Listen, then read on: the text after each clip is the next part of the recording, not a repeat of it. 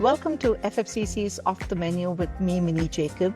Today I have two very amazing guests, two people who have been friends from the age of 10, and their pure love for food is what brought them together.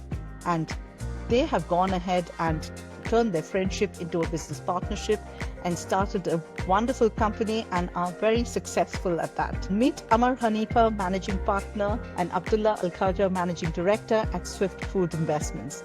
Welcome to the show, Amar and Abdullah. Thank you for having us, Minnie. Appreciate it. Great. So I would like to ask the very obvious question to start with. What inspired you to launch a QSR brand in a market that is dominated by global giants? I mean, it's a million-dollar question, I guess. I think for us was mainly passion. As we grew up together, we always wanted to do, you always want to do business with your best friend. And, as we all know, it's usually more talk than actual actions. That is But luckily, I think we were in a situation where, we could take that or make that into a reality. So that was for me a major milestone in itself. Whether that business was successful or not it's like a tick off the bucket list. And then it followed as to what industry, and we both, love food. We're on the bigger size, as you can see.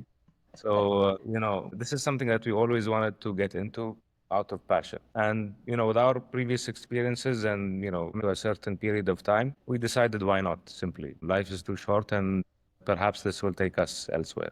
Amar, do you have anything to add on to that story of how and why you started this? Uh, Abdullah pretty much summed it up with the inspiration of how we started. What I'd like to add is coming up with the Chicago Beach is a solid statement that, the UAE market, specifically Dubai as well, became an international hub for F&B brands. And it is a very saturated market when it comes to F&B, regardless of which sector specifically the QSR. And what we wanted to prove with Chicago Beach is that we have enough capabilities of coming up with amazing brands, fully capable of even scaling up and hopefully to franchise outside rather than just focusing on that same mentality that, if I have money, I'll just import a franchise, copy paste, operate. This, I would say, is an amazing feat for us to prove ourselves as a local brand first and as a QSR brand in general second. Right, right. And I know from our talks earlier that you totally believe in, the culture, maintaining the cultural authenticity in your brands, right? And how do you balance that with the market appeal when crafting your brand identity for Chicago Beach or for anything? How did you balance that out? I think it started with a story. Mainly for us, it started with a story of Chicago Beach. So as an inspiration, as we are building a brand, we're telling a story wherein not just the story of the brand, basically the story of the brand is the story of the founders, right, in a sense. And what we value and we see as valuable for us from ethics, codes, certain elements that we want within the brand, because in itself, it's within the founders, right? That's what either it's in their personality or it's basically an extension of themselves. It's like an artist. Or even in nowadays, even business for me, it's like a form of art or extension of oneself. How you act and how you are perceived, it's all through your actions. And I think, this is what we feel that will differentiate us in its core, leaving all the bells and whistles of, nice branding or localized menu or all of these bells and whistles. I think if we are trying to stay true to ourselves and, staying true to ourselves through the extension of ourselves, which is this brand. And as Ammar mentioned, this is something that, as an ideology or as a thought or as a movement that we wanted to, hopefully be, we see ourselves one of the pioneers in it, or trying to pioneer it through local concept, but scalable at the same time. Lovely. Amar, you talked about the Chicago Beach and building a model that could scale. So, what operational decisions early on helped you build that kind of a model that could scale quickly? What has helped us, and I would say this is the biggest advantage of our size in comparison to let's say, the bigger competitors, is the agility. So what I mean by that is We are very flexible, very agile when it comes to, like revise and implement, whether it's from a customer's feedback, whether it is from a quality control, whether it is from a supplier, regardless of what it is, the action taken from our side as an entire process in comparison to like bigger brands, I would say this would be the biggest advantage that we have. And that has been witnessed by the customers.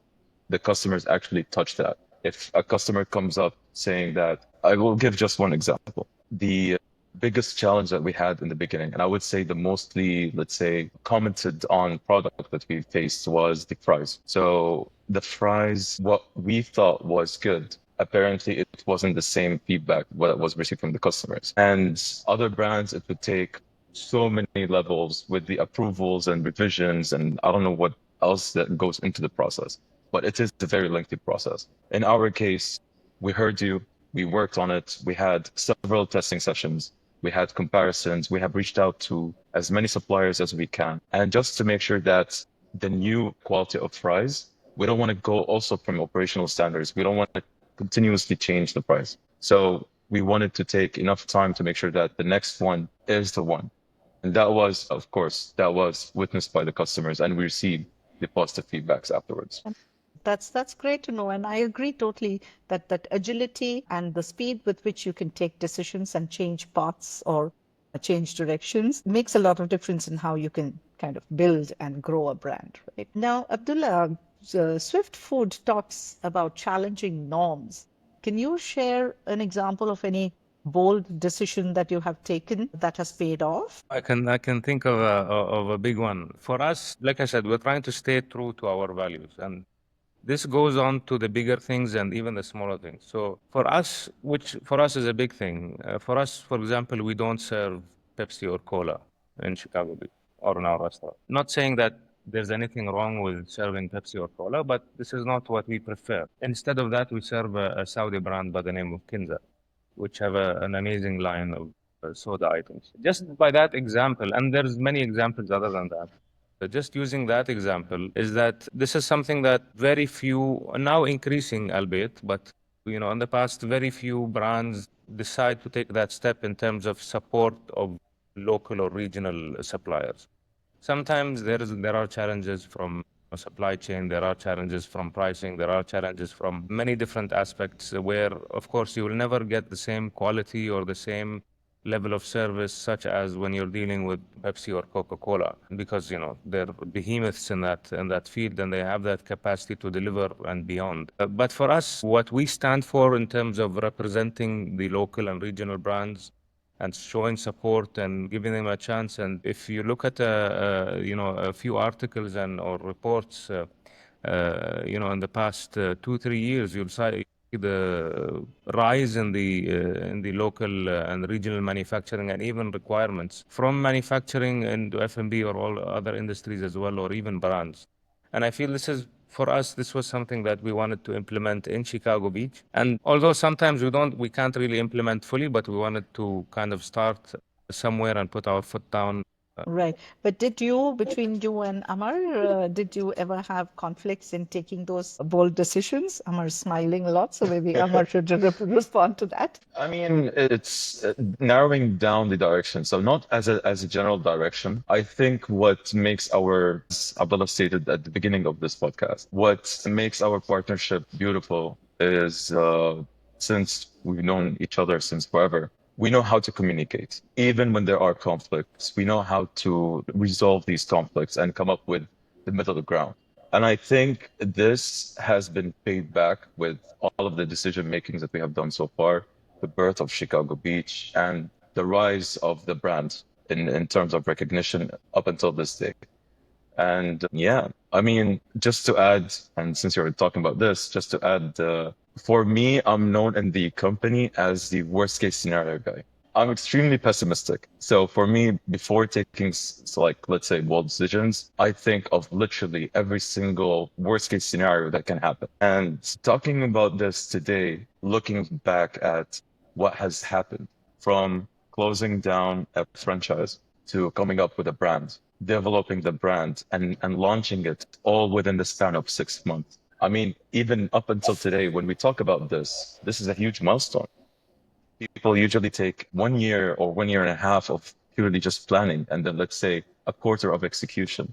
But going through the whole thing, closing everything down, starting from scratch, and then moving on within the span of 6 months, I would say yes, it has paid off. Definitely commendable, I would say. Yeah. And funny enough, many we argue and dispute over the smaller things, not the bigger things, more than the bigger things, which is more fun That's than actual, serious arguments.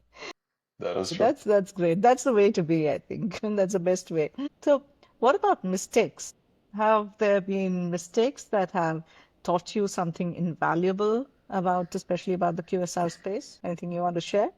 You want to take that, Amar, or I think you have something in mind. Sure. I would say the mistake that we have done, or the biggest mistake is, in my opinion, is us entering. When we started Chicago Beach, we were a bit aggressive when it came to the cloud kitchens or entering the cloud kitchens in general. I would say that was the biggest price that we have paid as a brand. And we were under the impression that since the capex is low, we can expand. And we have decided to go aggressively with expanding up to 4 locations. And with those 4 locations, generally speaking, the capex will be equivalent to 1 location. So we're like, you know what? This will help into rapidly expanding the brand awareness, building that kind of reputation that all of a sudden Chicago Beach is everywhere as much as possible, for each one is covering a decent zone in terms of delivery. And that was the biggest mistake that we have done, I would say. And I think we lasted for about 1 quarter when we decided to fall back on that decision and just stick to our currently existing Sharjah location. Okay. All right. Okay. I mean, mistakes, I think, part of life and business, right? How would you learn without those? Sorry, Talking about, yeah, go just to on. add, apologies. Just to add to this point onto what the lesson that was, not just the aggressiveness, but also for a new brand, usually cloud kitchens are a supporting location for an existing well-established brand. It's just an additional arm that supports the brand overall. In our case, it was still that initiation phase. So it was very early for us because we still had time to build the brand awareness, and the cloud kitchens is not the right way to do it. And the second thing I would say is, for everyone who's listening, is the external factors. So with multiple external factors, whether it's from the aggregator's side, from the operations within the cloud kitchen side, and even from our side as well. So you have multiple parties all accumulating into the operations. So here you won't have the same amount of control as currently with our existing branch. We don't have that kind of control that back then. And now we're trying to, have that sense of control. Moving on to trends in the QSR space, what are you most excited or wary about? Yeah, I think with the QSR space specifically, like we know we're in a situation, at least in the Middle East, or the vast majority of the Middle East is dominated by international brands. So I think with the trends, whether it's AI or tech enabled, I think overall I'm not really worried about it. I think we're going in the right direction. I think we would see some nice things out of that space. However, I think the solutions that are available right now are mostly catered to the behemoths or the giants, or you need to have at least a footprint of X amount of stores or Y amount to make sense, to justify the solution. And anyone within that space or who've done at least a bit of digging, they will know what I mean, in a sense where I'm not talking about these small solutions where it's like a POS machine or this kind of a delivery aggregator management solution or other kind of straightforward software. I think the more advanced ones that really hold a lot of value with it in terms of getting that competitive edge. I think we're not really seeing much catered to SMEs. And maybe rightly so, I'm not really sure. As we know globally, even I guess that would be the case, not just in the Middle East, because the market is dominated by, disproportionate, I feel, scale between SMEs and brands. And I think that's what I feel that the trend is going towards, and it's continuing. But perhaps out of that, it will trickle down into SMEs where solutions might be offered to them as well. Right. So this is a shout out to all tech companies to do something for the SMEs, right? Cool. Just as a last question to both of you, what's one thing that you would say to every aspiring F&B founder that they must do, and one thing that they should absolutely avoid? Abdullah, kind of start for this one. I think for us, I think there is plenty, especially within F&B, you want to avoid as much issues and as much mistakes as much as possible, because especially with F&B, the cost is instant. But I think for us it's adding on to what Amar touched upon earlier. I think startups, especially people who are entering the space fresh, should not rush. I think they should take things slow, not in a sense where, slow as in not doing anything, rather do a lot. You'll be doing more than you will ever do. But in a sense, taking it slow in terms of expansion, in terms of expectation, take your time to adjust, make use of your agility. And as Amar mentioned, agility is a make thing, but a lot of startups, they don't make use of that. They feel that, this is something that I tested, or this is something that my R&D chef in this X agency gave me, and I'm sure it's the best. I don't care what everyone says, or this is something that my mother cooked for so many years, that means everyone will, and we've seen that at the space. And I think keeping an open mind, in the end, yes, it is, for us, we still, as Arabs, especially when we see someone coming in our store, it's as if they come into our house or our home. And so we serve them to the best of our abilities. But at the same time, we must acknowledge that this is a business. It's not your home. That means you're catering to customers with all sorts of different taste buds and preferences. So as a business, we have to identify what matters and what not. And how to know that is through metrics and through sales. And this is especially towards startups where they don't really take advantage of that agility and make adjustments. And this is something I would encourage, especially SMEs or startups to do, and at the same time to avoid. So really avoid rushing a lot. And then to do is take your time, make use of that agility.